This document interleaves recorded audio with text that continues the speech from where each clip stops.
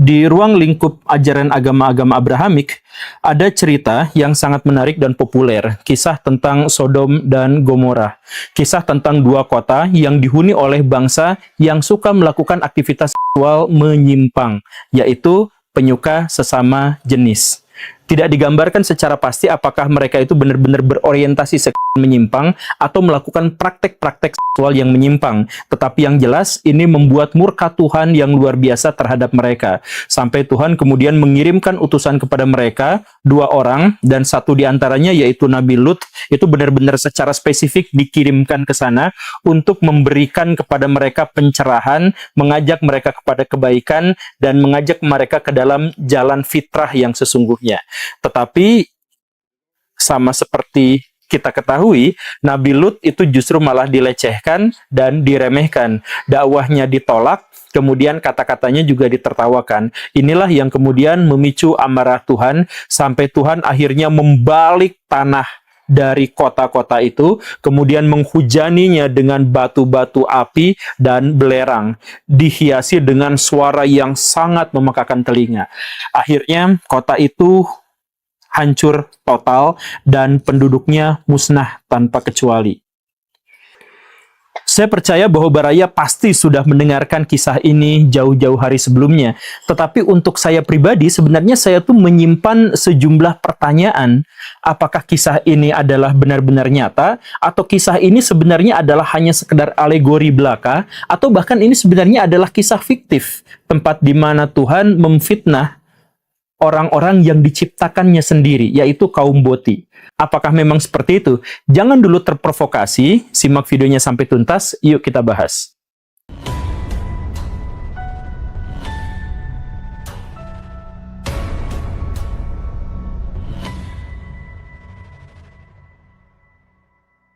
Saya tidak sedang menghujat iman seseorang atau meragukan cerita-cerita yang dituliskan di dalam kitab-kitab yang sakral, tetapi saya hanya mengikuti nalar saya dan mengajukan sejumlah pertanyaan, dan kebetulan pertanyaan ini belum bisa saya jawab. Kalau Baraya mau menjawab, silahkan tulis di kolom komentar.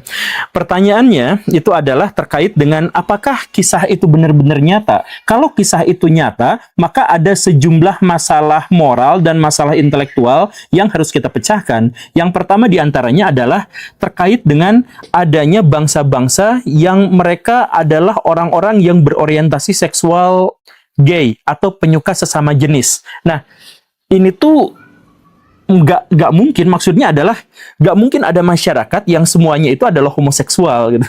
Sebab mereka tidak akan bisa bertahan lebih dari 1 generasi. Mereka pasti akan punah karena tidak adanya reproduksi. Sedangkan dikisahkan bahwa orang-orang di Sodom dan Gomorrah itu justru adalah orang yang sejahtera, orang yang sangat kaya raya dan makmur.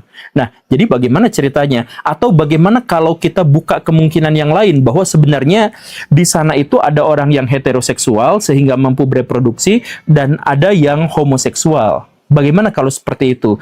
Keduanya adalah 2 golongan manusia yang berinteraksi satu sama lain dan secara inklusif menjaga keberadaan mereka masing-masing, saling mentolerir perilaku mereka masing-masing. Bagaimana kalau seperti itu? Nah, itu pun tetap tidak akan menjawab apa-apa, karena sebenarnya begini Baraya, kalau seandainya sebuah negara itu mentolerir keberadaan kaum Boti, orang homoseksual, misalkan, saya mohon maaf ya, jumlah orang yang homoseksual itu tidak akan lebih dari 4% dari populasi. Setidaknya itulah hasil laporan dari Kinsey gitu ya, yang tahun 1940-an bikin buku itu. Nah, atau dalam penelitian-penelitian yang lebih modern juga mengkonfirmasi bahwa tidak mungkin dalam populasi itu orang homoseksual itu ada dalam jumlah yang sangat signifikan gitu. Nggak akan lebih dari 10%, bahkan nggak akan sampai 5% gitu. Biasanya seperti itu. Nah, jadi mereka tidak akan cukup signifikan jumlahnya sampai dituliskan di dalam kitab suci bahwa mereka itu adalah orang-orang yang secara general disebut sebagai homoseksual. Kan nggak mungkin juga. Atau bagaimana kalau sebenarnya ceritanya adalah seperti ini. Kita pisahkan antara orang yang memiliki orientasi seksual menyimpang dengan orang yang melakukan aktivitas seksual menyimpang.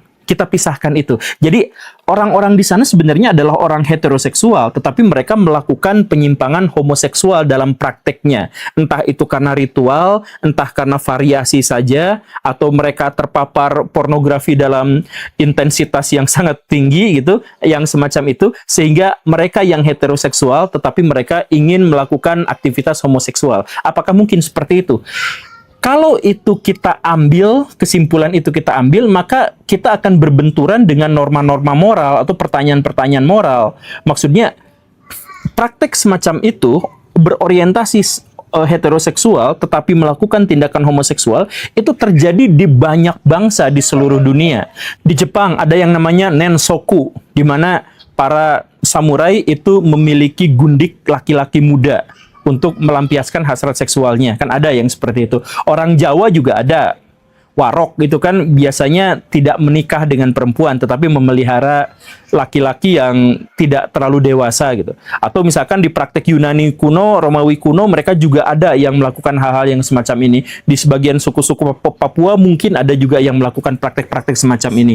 Sejauh yang saya tahu prakteknya memang ada gitu. Nah, kalau memang di seluruh dunia banyak kisah-kisah kejadian-kejadian seperti ini, lalu kenapa hanya Sodom dan Gomora saja yang dihancurkan oleh Tuhan secara eksklusif, sedangkan yang lain tidak sama sekali? Nah, kan ini juga hasilnya akhirnya menghasilkan pertanyaan moral, dan pertanyaan moral ini bisa lebih jauh lagi. Di mana sebenarnya keadilan Tuhan? Kenapa hanya menghukum satu bangsa, sedangkan bangsa yang lain tidak, padahal mereka sama-sama melakukan praktek homoseksual? Atau kemungkinan yang lain sebenarnya mayoritas itu adalah heteroseksual, tetapi pimpinan-pimpinan saja yang homoseksual. Mungkinkah seperti itu? Ya, itu juga sebenarnya agak nggak masuk akal gitu. Cuman maksudnya kalau kita mengutip pada pernyataan-pernyataan kitab suci, itu bahkan ada narasi yang lebih panjang, percakapan antara Abraham atau Ibrahim dengan Tuhan, di mana Ibrahim memohon supaya jangan hancurkan kota itu, karena bagaimanapun masih ada orang yang benar gitu, masih ada orang yang lurus, nggak belok gitu. Tapi kemudian Tuhan bilang, oke, kita deal-dealan. Kalau di sana ada lebih dari 50 orang saja yang benar, maka saya tidak akan hancurkan kota itu. Tetapi pada faktanya di situ diceritakan hanya ada 10 orang atau kurang yang benar. Nah, artinya di situ digambarkan emang semuanya adalah homoseksual gitu, atau melakukan praktek homoseksual gitu. Nah, ini yang cukup membingungkan, dan lebih bingung lagi adalah karena kisah ini tuh kita tidak akan temukan dalam naskah-naskah yang bisa diuji oleh sejarah. Kisah ini tuh, saya mohon maaf ya, ahistoris. Bukan berarti fiktif. Ahistoris itu artinya tidak tercatat dalam sejarah atau tidak diterima dalam kaidah sejarah gitu. Maksudnya cerita ini hanya tercatat dalam kitab-kitab suci, tetapi tidak ada prasastinya, tidak ada sumber sezamannya dan sebagainya. Dan inilah yang menyulitkan kita. Makanya kalau sementara waktu kita tunda pertanyaan tadi dan kemudian kita cari aja dulu di mana sebenarnya Sodom dan Gomora itu, kita hanya bisa mengajukan spekulasi yang kuat, tetapi tidak bisa mengajukan secara pasti di mana lokasi itu gitu. Nah, emang lokasinya di mana? Ya, saya bilang sekali lagi itu hanya sekedar spekulasi, tapi mari kita kumpulkan pernyataan-pernyataan dari kitab-kitab suci. Kita sebutkan ya beberapa deskripsi yang menggambarkan dan petunjuk yang menggambarkan di mana kota itu seharusnya berada. Yang pertama, kota itu digambarkan sebagai kota yang subur, sangat makmur. Adalah 2 dari 5 kota daratan menurut kitab Kejadian, yaitu Sodom, Gomora, Adma, Zeboim, dan Bela atau Zoar. Nah, jadi dari 5 kota daratan itu 2 diantaranya itu melakukan penyimpangan seksual gitu ya. Kemudian karakteristik atau ciri berikutnya itu adalah kotanya itu sangat subur, tanamannya banyak sampai disebut sebagai taman Tuhan, tapi penduduknya jahat. Nah ini, penduduknya jahat. Dan yang disinggung kemudian oleh Nabi Yeskiel, itu adalah kejahatan yang dimaksud itu adalah mereka yang sangat kaya itu menindas fakir miskin. Begitu. Kemudian ada catatan lagi bahwa mereka suka pada sesama jenis. Tapi kata suka ini dalam bahasanya digunakan kata yada. Yada itu seringkali diinterpretasikan tertarik pada lawan jenis, tertarik pada sesama jenis secara seksual, tetapi bisa diinterpretasikan yang lain. Nanti kapan-kapan kalau ada ahli bahasa Ibrani gitu ya, itu nanti silahkan bahas. Nah, kemudian karakteristik dari berikutnya itu adalah karena kejahatan dari kaumnya itu, maka Tuhan menghancurkan mereka dengan batu-batu api dari langit membalikan tanahnya, kemudian ada suara yang sangat keras di sana, dan kemudian ada belerang di mana-mana. Begitu. Dan kemudian akibat dari penghancuran itu, daratannya menjadi rata dan kosong, tidak bisa ditumbuhi oleh tanaman, dan wilayahnya menjadi kaya akan garam. Begitu. Bahkan dikisahkan istri Nabi Lut yang sempat menoleh, itu akhirnya juga jadi tiang garam. Nah, kan dikisahkan yang seperti itu ya. Nah, jadi dengan deskripsi yang seperti itu, di manakah kira-kira lokasi Sodom dan Gomora? Sekali lagi, tidak ada naskah sezaman ya, yang ada berasal dari kitab suci. Jadi kita ambil aja ini dari kitab suci. Nah, setelah kita kumpul-kumpulkan itu, kita mulai curiga. Dengan cara apa Tuhan menghancurkan Sodom dan Gomora? Bencana alam apakah yang identik dengan penggambaran dalam kitab suci itu? Dalam pemikiran saya, itu adalah karakteristik dari bencana gunung meletus dan atau meteor jatuh. Menurut Baraya gimana? Apakah Baraya punya kandidat yang lain? Kalau saya sih, ada belerang, kemudian ada batu-batu api jatuh dari langit, kemudian ada suara yang memekakan dan sebagainya. Saya pikir sih kalau tidak gunung meletus ya pasti meteor yang menjadi sarana Tuhan menghancurkan kaum itu. Nah, tapi karena kota yang dimaksud itu harus ada di sekitaran Sungai Yordan, seperti awal mula dari latar kisah ini, maka hipotesis tentang gunung api itu harus kita hilangkan. Karena di sekitaran Sungai Yordan itu tidak ada gunung api aktif yang cukup besar yang bisa menghancurkan sebuah kota. Ada gunung api aktif, tapi ada di tempat yang lebih jauh di dataran tinggi Golan itu ada beberapa gunung api, tapi di sekitaran Sungai Yordan yang dimaksud itu sepertinya tidak ada. Gitu. Nah, jadi setelah kita mengumpulkan semua penjelasan dan deskripsi itu, maka kandidat yang paling mungkin itu adalah tabrakan meteor, atau buminya ditabrak sama meteor, atau kota itu secara kebetulan ditabrak sama meteor yang sangat besar gitu. Tapi memang ada, ya ternyata ada. Jadi di Timur Tengah itu, di wilayah yang sekarang masuk ke dalam negara Jordan, itu ada sebuah wilayah yang namanya adalah Tel El Hammam. Tel El Hammam itu adalah bekas-bekas kota kuno yang menunjukkan karakteristik hancur karena terbakar. Begitu. Dan di situ banyak garamnya. Deskripsi yang lebih jelasnya bisa kita sebutkan satu demi satu ya. Yang pertama, di lokasi itu tuh banyak sisa-sisa bangunan kuno. Ada sisa bangunan, ada sisa saluran air, dan lain sebagainya. Yang menunjukkan bahwa di sana itu ada kota besar kuno di masa lampau. Nah, jadi kalau kota besar pasti banyak orang kayanya, pasti makmur. Jadi oke, ini masuk ke dalam kriteria.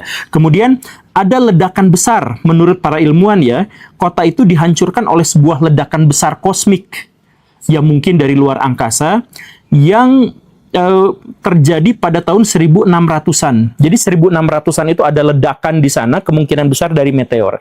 Kalau kita singgung kisah Nabi Lut, Nabi Lut itu menurut catatan Alkitab itu ada di kisaran 1800 tahun sebelum Masehi. Jadi kalau menurut para ilmuwan ledakan itu terjadi kira-kira 1600-an sebelum Masehi, kemudian menurut Alkitab kira-kira 1800-an sebelum Masehi, maka kita anggap ini cocok. Kita anggap kota itu memang hancur oleh meteor di tahun-tahun itu. Begitu. Kemudian ada yang cocok berikutnya itu adalah kota ini memang ada di tepian Sungai Yordan dan tanahnya subur karena sungai itu. Tetapi beberapa di wilayah termasuk di Tel El Hammam itu terlalu penuh dengan garam, terlalu banyak dengan garam, sampai kayaknya di masa lampau itu memang tidak ada tanaman yang bisa tumbuh di sana, saking banyaknya garam. Jadi kalau kita menemukan di dalam Ulangan Musa itu bercerita bahwa wilayah inilah Sodom Gomora dan sudah dihancurkan oleh Tuhan sampai di sini tidak ada tanaman yang bisa tumbuh, maka skenario yang ada dalam benak saya itu adalah meteor jatuh, kemudian jatuhnya di sekitaran sungai itu sampai menghamburkan semua material, termasuk garam-garam di sekelilingnya, dan itu merusak lingkungan dalam kondisi yang sangat ekstrim, sehingga tidak bisa ditumbuhi oleh tanaman sampai bertahun-tahun berikutnya ketika Musa ada di sana. Kemudian Musa bersaksi bahwa di sana memang tidak ada tumbuhannya. Begitu kurang lebihnya. Tetapi sekarang sudah ada tumbuhannya, cuman garamnya masih banyak. Cuman karena garamnya sudah terkikis oleh air hujan selama bertahun-tahun, oleh angin dan sebagainya, jadi sekarang memang ada tanaman, tapi di sana memang banyak sekali garamnya. Nah, jadi kayaknya memang Tel El Hammam inilah tempat Sodom dan Gomorrah itu berada, yang dihancurkan oleh meteor. Itu spekulasi logis ya, bukan berarti itu pernyataan valid, tapi spekulasi logis. Tapi kalau kita ambil pernyataan itu atau kesimpulan itu, maka hasilnya juga menghasilkan kebingungan berikutnya, yaitu apa? Wilayah Mesopotamia yang secara umumnya itu adalah wilayah bulan sabit subur. Di situ kan bulan sabit subur gitu ya. Nah, wilayah situ itu adalah sebuah wilayah yang kaya akan catatan. Ada berjuta-juta catatan dari orang-orang di masa lampau. Nah, tapi walaupun ada catatan berjuta-juta, tidak ada indikasi atau tidak ada bukti bahwa orang-orang di sekitar Tel El Hammam itu atau orang yang biasa tinggal di sana itu melakukan praktek homoseksual. Jadi ini juga kisahnya tidak ada gitu. Jadi kalau sekali lagi ya, kalau itu dianggap Tel El Hammam itu adalah Sodom dan Gomorrah, tidak ada catatan, tidak ada naskah, tidak ada prasasti apapun yang mengkonfirmasi bahwa di wilayah situ itu ada praktek homoseksual dalam skala sebuah kota. Nah, jadi bingung lagi kan? Jadi muncul sebuah spekulasi lain. Jangan-jangan Tuhan sensi sama Boti sehingga memfitnah Boti misalkan. Tapi itu kan yang keterlaluan gitu ya, pikiran yang keterlaluan. Atau pikiran yang lain lagi, mungkinkah sebenarnya kejadiannya adalah seperti ini? Ada sebuah kota yang subur makmur, kita sebut Sodom dan Gomorrah. Sebenarnya kota itu adalah kota yang lumrah sama seperti yang lainnya, tapi kemudian kejatuhan meteor, kemudian orang-orang di sekitarnya, orang-orang dari kota-kota yang lain kemudian berspekulasi, itu kenapa kota itu bisa dihancurkan sama Tuhan ya? Kan dia baik-baik aja, apa salah mereka itu? Nah, kemudian mereka mewartakan kepada generasi sesudahnya, kamu jangan melakukan aktivitas homoseksual ya, nanti kamu jadi kayak kota itu, gitu, dihancurkan oleh Tuhan. Jadi mungkinkah seperti itu? Ya itu juga adalah spekulasi. Saya sebut di awal bahwa saya tuh gak pernah punya jawaban valid atas kejadian ini gitu. Makanya kalau Baraya punya jawaban silakan tulis di bawah. Sekali lagi tanpa keinginan kita untuk menghujat iman seseorang gitu. Nah, tapi ada kemungkinan yang lain lagi. Ini baru kepikiran gitu. Gimana kalau seandainya sebenarnya kejadian itu nyata dan terjadi, tetapi kita salah menafsirkan kitab suci karena tidak bisa membandingkan dengan nafas zaman pada waktu itu. Gimana kalau begitu?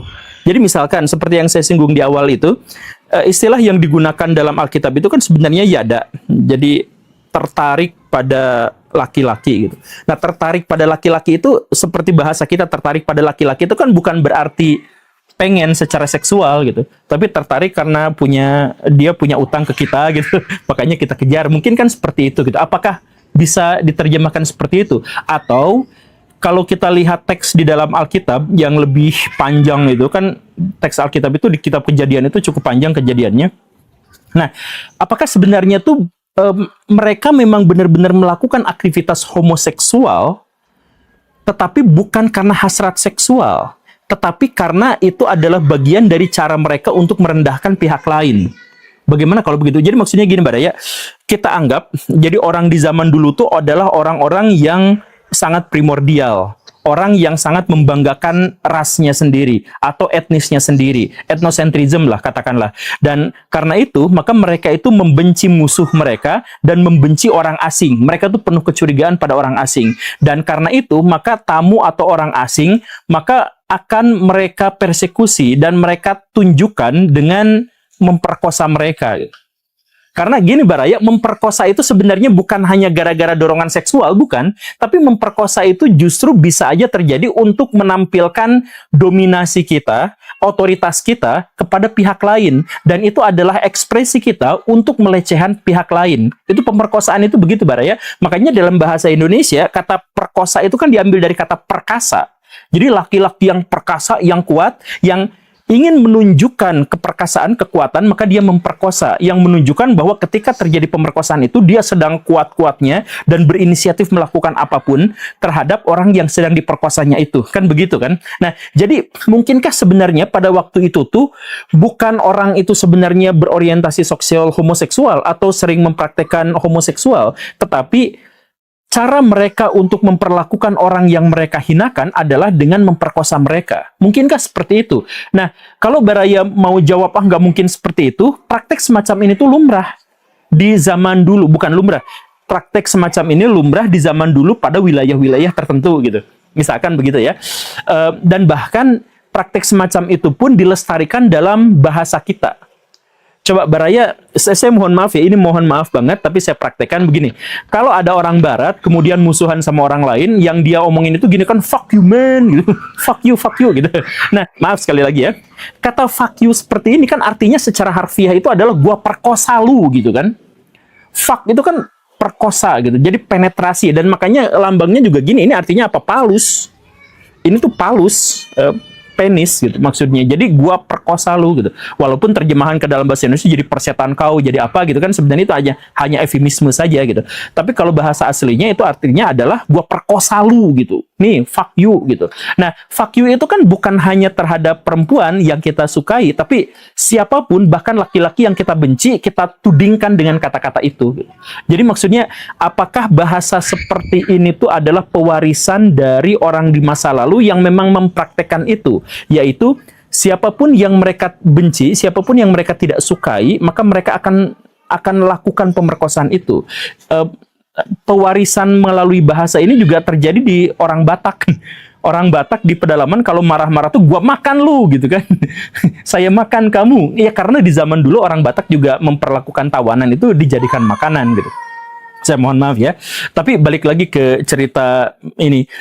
Kalau memang skenario-nya seperti itu cukup masuk akal, mengingat kejadiannya itu adalah kan Nabi Lut berdakwah, kemudian ditolak, dan orang-orang di sekitar situ yang merasa bahwa mereka itu sudah bangga dengan etnisnya, sudah bangga dengan tradisinya, kemudian menganggap bahwa Lut itu kok menghakimi gua gitu. Makanya dia mencoba untuk mendominasi Nabi Lut dan rombongannya, dan mencoba untuk mempersekusi mereka dengan cara membuat pelecehan-pelecehan secara seksual terhadap rombongan itu. Jadi mungkinkah seperti itu?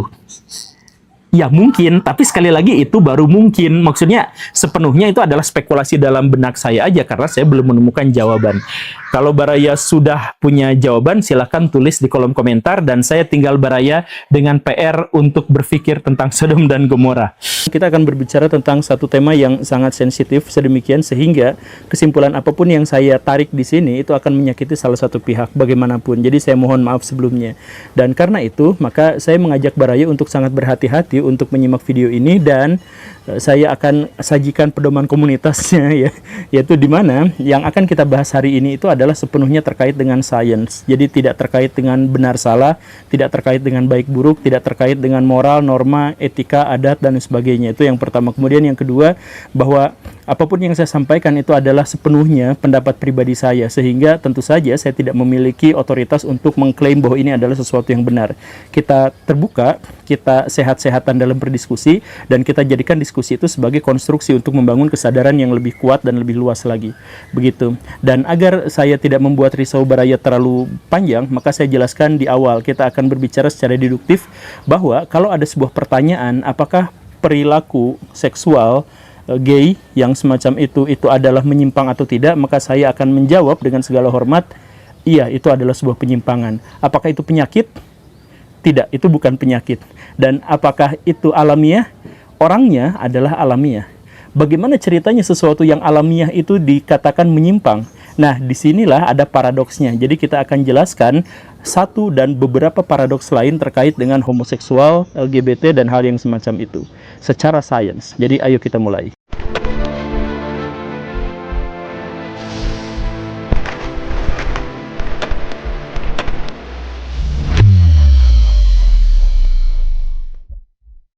Apakah sains bisa dikritik? Ya, tentu saja. Tema-tema sains itu adalah lahan bahasa untuk dikritik. Tetapi sainsnya sendiri jarang yang mengkritik. Dan di episode ini saya akan mengawali video ini dengan kritik atas sains. Yang bagi saya, sains sekarang itu sangat tidak independen. Sains itu sekarang benar-benar terkungkung sesuai dengan kepentingan-kepentingan ekonomi dan kepentingan-kepentingan politik dan kepentingan ideologi. Kalau misalkan di Indonesia itu yang dijadikan alat eksploitasi itu adalah agama demi kepentingan politik dan ekonomi, maka di barat, di negara-negara barat, sainslah yang menempati posisi itu, di mana dia menjadi pengawal bagi kepentingan-kepentingan ideologi tertentu, termasuk dalam hal ini adalah arus utama ideologi di dunia ini sekarang itu adalah kemanusiaan, dan kemanusiaan itu didasarkan pada kesadaran bahwa manusia itu pada dasarnya setara. Dan karena itu maka seluruh penelitian-penelitian sains itu harus diarahkan kepada sebuah kesimpulan bahwa manusia itu setara. Humanisme itu seperti itu kan. Nah, misalkan ketika feminisme muncul, feminisme itu apa yang dibawanya? Yaitu kesetaraan antara laki-laki dan perempuan. Apa yang menjadi basic argumentasi sains mereka, ilmiah mereka untuk menyebutkan bahwa laki-laki dan perempuan itu setara? Mereka menyebutkan bahwa karena otak laki-laki dan perempuan itu sama. Dan semua hal yang membedakan laki-laki dan perempuan itu adalah konstruksi sosial sesudah mereka dilahirkan. Artinya kalau misalkan perempuan cerewet itu bukan gara-gara otaknya, tapi gara-gara konstruksi sosial masyarakat terhadap perempuan untuk menyuruh mereka menjadi cerewet. Kalau misalkan si perempuan itu lebih ekspresif dalam menunjukkan emosinya, maka itu juga adalah konstruksi sosial, bukan bawaan dari otaknya, seperti itu. Jadi Ibu Gina Ripon misalkan yang menuliskan buku tahun 2019 kemarin itu, dia menjelaskan bahwa seluruh cerita tentang perbedaan otak laki-laki dan perempuan itu salah, itu ngaco, penelitiannya nggak benar dan lain sebagainya. Dan kemudian dia menjelaskan dalam sebuah bukunya bahwa pada dasarnya laki-laki dan perempuan itu sama otaknya, hanya perbedaan sistem reproduksinya saja. Dan karena itu laki-laki dan perempuan harus diperlakukan setara karena memang otaknya juga sama persis, begitu ceritanya. Itu sainsnya seperti itu. Jadi kesimpulan dari sains itu adalah bahwa otak laki-laki dan perempuan itu sama kalau temanya adalah feminisme. Sekarang kita masuk pada isu LGBT, dan ini jadi masalahnya. Kan manusia itu harus menganut ideologi kemanusiaan, dan kemanusiaan itu berarti manusia itu harus setara. Nah, dengan demikian maka orang-orang yang ada dalam komunitas LGBT itu harus dianggap sebagai bagian dari masyarakat yang sah, yang normal, tidak menyimpang, dan bukan sebuah penyakit.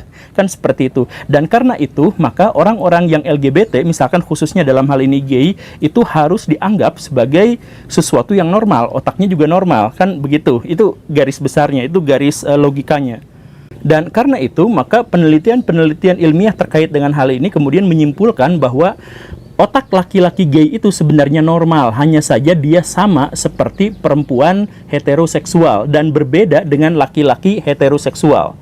Karena itu maka penjelasannya sebenarnya adalah bahwa otak laki-laki dan otak perempuan itu sangat berbeda. Karena untuk menekankan atau menggarisbawahi bahwa gay itu adalah sesuatu yang normal, maka dia harus disebutkan, ya memang dia memang berbeda dengan otak laki-laki heteroseksual, tapi dia baik-baik saja karena dia sama dengan otak perempuan heteroseksual. Dan karena itu kesimpulannya adalah bahwa otak perempuan heteroseksual dengan otak laki-laki heteroseksual itu berbeda. Ketemu dilemanya? Ya, dilemanya adalah dalam sains, kalau kita misalkan mengkaji tentang feminis, kita harus menggarisbawahi bahwa laki-laki dan perempuan itu otaknya sama. Tapi menyangkut LGBT, kita harus menggarisbawahi bahwa otak perempuan dan laki-laki itu dianggap berbeda. Nah, inilah dilema sains itu. Jadi, sains itu sekarang tidak benar-benar netral, tidak benar-benar objektif, karena harus disesuaikan dengan kepentingan-kepentingan ideologi besar yang melingkupinya. Bahkan ketika sains itu pada akhirnya memunculkan sebuah kontradiksi, paradoks, dilematis, maka itu tetap diambil. Inilah bukti konkret bahwa sains sekarang itu ada di bawah ideologi, ada di bawah kepentingan ekonomi, dan lain sebagainya. Kalau misalkan ada di antara baraya yang termasuk saintis atau yang semacam itu, atau akademisi, yang kemudian bisa membantah argumentasi saya, maka saya tunggu di kolom komentar. Ayo kita sama-sama diskusi secara sehat dan terbuka terkait dengan dilema sains ini. Tetapi mari kita lanjutkan dilemanya, karena di sini ada terlalu banyak dilema. Kalau baraya misalkan belajar tentang biologi yang garis utama, yang garisnya itu adalah teori evolusi, maka baraya akan menemukan pernyataan-pernyataan yang menegaskan bahwa homoseksual itu adalah sesuatu yang menyimpang. Kenapa seperti itu? Ini disebutnya sebagai paradoks Darwin. Jadi maksudnya Darwin itu, dan kemudian penjelasan dari anak buahnya sampai teori-teori misalkan investment parental dan sebagainya, itu menjelaskan begini, kenapa manusia tertarik dengan lawan jenisnya, kenapa manusia itu ada hormon-hormon di dalam otaknya yang mendorong dia untuk mendekati lawan jenisnya dan kemudian melakukan hubungan seksual. Kenapa seperti itu? Karena untuk melestarikan spesiesnya. Jadi gen dari si laki-laki dan perempuan itu harus diwariskan sebelum si individu yang dimaksud itu mati. Kan begitu ceritanya. Makanya dorongan untuk melakukan aktivitas seksual itu adalah salah satu dorongan naluriah yang paling kuat. Iya, karena memang dia harus mempertahankan gen itu, dan gen itu kan lebih penting daripada individu. Nah, karena itu menurut Darwin, setiap aktivitas seksual itu pasti akan mendorong manusia untuk bereproduksi. Begitu. Dan kalau misalkan ada aktivitas seksual yang tidak sesuai dengan dorongan reproduksi, maka aktivitas itu dianggap sebagai aktivitas yang gagal. Dalam hal inilah kemudian Darwin dan teman-temannya, bawahan-bawahannya itu menjelaskan bahwa aktivitas homoseksual itu sebenarnya adalah aktivitas yang menyimpang. Karena perilaku seks tetapi tidak menghasilkan reproduksi. Begitu. Nah, tetapi kemudian ilmuwan-ilmuwan modern itu memberikan penjelasan atau memberikan jawaban atau memberikan solusi atas paradoks Darwin itu. Mereka menjelaskan bahwa homoseksual itu bukan perilaku yang menyimpang. Ini terjadi di seluruh spesies, di seluruh cabang spesies, ada di mana-mana. Dan karena itu, karena begitu banyak, itu menunjukkan bahwa itu bukan sesuatu yang menyimpang. Lalu apa faedahnya perilaku seksual tanpa ada konsekuensi reproduksi? Mereka kemudian menjelaskan, ada setidaknya 3 hipotesis yang saya cermati. Yang pertama, homoseksual baik untuk perawatan spesies dari pasangan yang lain. Kemudian yang kedua, hubungan seksual yang lebih variatif, yang lebih cair, itu adalah sesuatu yang lebih positif, yang lebih baik untuk reproduksi. Dan kemudian yang ketiga, ketika ada homoseksual dalam satu individu, dalam satu kelompok individu, kemudian dia tidak bisa melakukan reproduksi, berarti dia memberikan kesempatan kepada individu yang lain untuk melakukan reproduksi. Begitu. Nah, ini adalah hipotesis-hipotesis yang menjelaskan bahwa homoseksual itu sebenarnya tidak menyimpang, itu adalah biasa-biasa saja, dan ini adalah upaya untuk membantah teori Darwin atau paradoks Darwin. Tetapi ini sepenuhnya adalah hipotesis, dalam artian sampai sejauh ini belum ada penelitian yang memberikan jawaban pasti terkait benar dan salahnya hipotesis ini. Dan banyak di antara hipotesis-hipotesis ini yang premisnya sebenarnya meragukan sejak awal. Nah, tetapi para ilmuwan tetap mempertahankan, memunculkan hipotesis-hipotesis untuk menyangkal gagasan Darwin itu. Kenapa? Nah, ini adalah bukti kedua yang ingin saya sajikan kepada Baraya. Jadi, para ilmuwan itu sampai sekarang bersepakat bahwa homoseksual dan semua jenis LGBT itu belum secara konklusif bisa disimpulkan. Mereka masih kebingungan. Jangankan orang-orang awam kayak kita, ilmuwan-ilmuwan sepenuhnya belum bisa menjelaskan apa itu sebenarnya homoseksual, bagaimana ceritanya, penyakit atau bukan, menyimpang atau bukan, kelainan atau bukan, dan sebagainya. Mereka benar-benar belum bisa menjelaskan.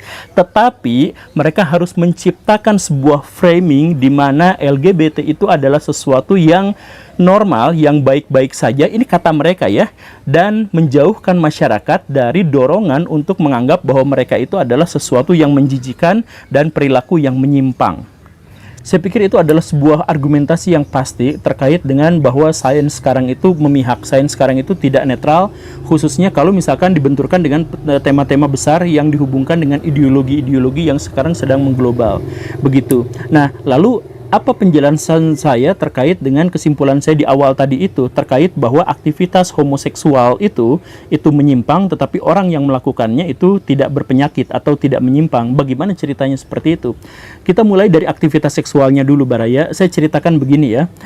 Kalau Baraya melakukan hubungan seksual dan itu masih menggunakan pelumas yang tanpanya Baraya akan mengalami cedera, maka dipastikan aktivitas itu adalah aktivitas yang menyimpang. Begitu kan? Karena bagaimanapun tubuh manusia itu sudah didesain untuk melakukan kegiatan-kegiatan yang alamiah.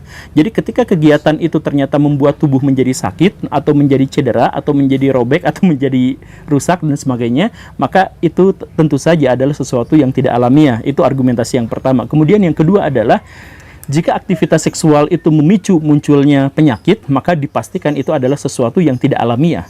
Jadi kalau misalkan Baraya makan goreng-gorengan yang berlebihan, kemudian itu memicu kanker, maka itu kan sebenarnya gorengan itu adalah sesuatu yang tidak alamiah. Kita sepakati hal itu kan. Nah, makanan yang asli kita itu sebenarnya bukan yang seperti itu. Nah, terkait dengan hal ini, kalau misalkan Baraya melakukan aktivitas seksual dan kemudian dari situ muncul penyakit atau memicu timbulnya penyakit, maka saya yakin itu juga adalah bukan sesuatu yang alamiah. Dan karena itu maka saya berpikir bahwa aktivitas seksual yang dilakukan oleh homoseksual itu yang seperti itu sebenarnya adalah menyimpang. Tetapi kenapa orangnya disebut tidak menyimpang? Kenapa saya mengatakan seperti itu?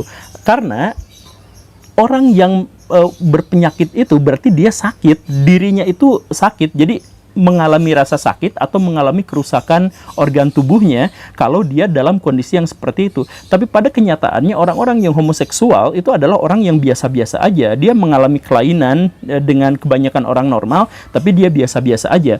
Dan apakah orang-orang yang homoseksual itu bisa disembuhkan? Bisa saja sebenarnya.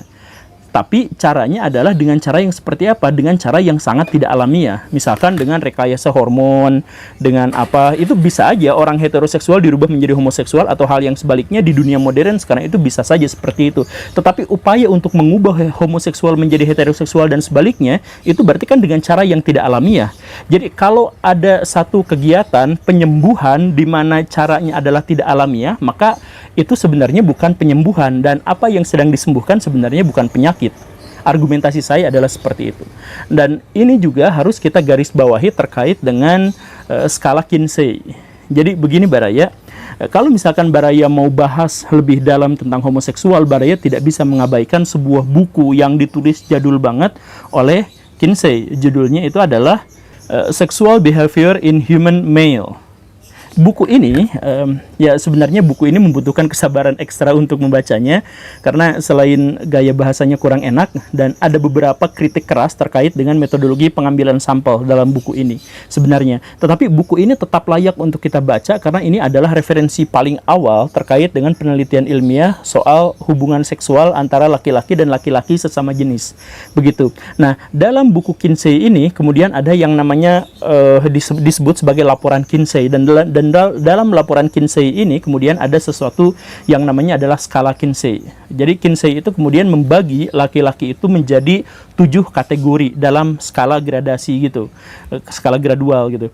0, 1, 2, 3, 4, 5, 6. 6 itu adalah homoseksual tulen, dan 0 itu adalah heteroseksual tulen. Begitu. Nah, rentang di antara keduanya itu adalah orang-orang yang memiliki kecenderungan homoseksual atau heteroseksual, tetapi mereka bisa saja berubah. Jadi yang otaknya homoseksual pure, yang tadi disebutkan misalkan otak homoseksual sama dengan otak perempuan heteroseksual, yang pure itu ada di poin nomor 6, sedangkan yang sebaliknya ada di poin nomor 0. Nah, mayoritas laki-laki itu ada di antara dia sebenarnya adalah heteroseksual tapi masih memiliki kecenderungan homoseksual, atau yang sebaliknya. Bahkan kebanyakan laki-laki yang menganggap dirinya heteroseksual itu sempat sedikit pernah atau membayangkan atau homoseksual. Jadi seperti itu. Jadi kalau misalkan ada penjelasan bahwa homoseksual itu menular atau tidak menular sama sekali kalau temanya itu adalah yang posisi nomor 6 dan posisi nomor 0. Itu gak menular. Tapi kebanyakan homoseksual dan heteroseksual itu bisa berubah-ubah karena kebanyakan itu ada di skala nomor 2, 3, 4, 5, 6. 1, 2, 3, 4, 5. Begitu. Atau misalkan di dalam penjara. Nah, orang-orang yang ada di situ itu adalah orang-orang yang heteroseksual. Tetapi dalam kondisi tertentu mereka tiba-tiba saja bisa melakukan aktivitas homoseksual. Kenapa seperti itu? Karena ada skala Kinsey yang harus kita gunakan tadi itu untuk bisa menganalisisnya. Jadi dalam hal ini, homoseksual yang ada di nomor 6 itu sama sekali tidak bisa disembuhkan. Dan proses penyembuhannya berarti adalah proses membuat dirinya menjadi sakit. Begitu, dan begitu pun yang di posisi nomor 1. Tapi posisi yang nomor 2, 3, 4 dan sebagainya itu sangat bisa dirubah. Jadi ada yang mengaku misalkan homoseksual, atau misalkan yang perempuan mengaku lesbian, sebenarnya aslinya enggak, tapi gara-gara trauma terhadap laki-laki sehingga menjadi begini dan begitu dan sebagainya. Nah, itu sebenarnya masih bisa dirubah karena berarti skalanya tidak ada di posisi nomor 6 atau nomor 1. Begitu. Dan karena mayoritas manusia itu sebenarnya aktivitas seksualnya berdasarkan pada konstruksi sosial sebenarnya ya, menurut skala Kinsey itu, maka saya ingin menjelaskan bahwa sebenarnya manusia itu bukan soal homoseksual, heteroseksual, dan sebagainya. Manusia itu jauh lebih kompleks dari itu. Pada bagian terbesarnya sebenarnya manusia itu adalah omniseksual. Dia bukan hanya bisa berhubungan seksual dan kemudian menikmati dengan sesama jenis atau dengan lawan jenis. Dia bahkan bisa menikmati hanya dengan lawan main tangan sendiri. Dia bisa senang dengan dijepit pakai daun pintu gitu, atau pakai sabun yang berlubang gitu, atau hal yang semacam itu gitu, atau misalkan boneka anime gitu yang guling anime itu. Jadi manusia itu sebenarnya adalah omniseksual. Kenapa seperti itu? Karena manusia itu sudah belajar untuk menikmati proses daripada mencapai tujuan akhirnya. Jadi ketika kita makan, tujuan akhirnya adalah kenyang, tapi sekarang kita itu tidak hanya bertujuan untuk kenyang, tapi bertujuan untuk cari makanan yang enak. Kan seperti itu. Begitupun dengan aktivitas seksual. Kita lebih cenderung untuk bukan mencari kepuasan dan kemudian orgasme dan kemudian reproduksi dan sebagainya. Kita menikmati proses itu. Ya itulah namanya manusia. Itu seperti itu. Jadi di sini juga saya sebenarnya ingin memberikan sumbangsih solusi terkait dengan paradoks Darwin yang tadi itu, bahwa manusia itu sebenarnya memang terlalu kompleks, bukan hanya makhluk hidup seperti mamalia yang hanya digerakkan oleh batang otak, kemudian otak reptil dan otak mamalia. Tidak seperti itu. Manusia juga punya neokorteks, punya pikiran yang jauh lebih terkait dengan berbagai aktivitas yang dia lakukan. Jadi dalam hal ini saya juga ingin menegaskan bahwa Baraya nggak usah khawatir kalau misalkan ada orang aktivitas homoseksual misalkan yang akan menular dan sebagainya. Karena yang menular itu sebenarnya bukan masalah orang yang menularkannya, tetapi tentang siapa yang mau ditularkannya. Kalau Baraya adalah orang yang mengaku heteroseksual kemudian sangat teguh terhadap hal itu, ya nggak akan menular homoseksual itu. Homoseksual hanya bisa menular kalau misalkan Baraya mau. Homoseksual itu hanya menular kalau misalkan konstruksi budaya yang melingkupi individu itu sebenarnya tidak terlalu kuat untuk mengikat apakah dia ada dalam heteroseksual atau homoseksual. Jadi kembali kepada Baraya sendiri. Gak usah hakimi orang-orang yang homoseksual di luar sana. Terima kasih karena sudah menyimak. Saya Guru Gembul. Assalamualaikum warahmatullahi wabarakatuh.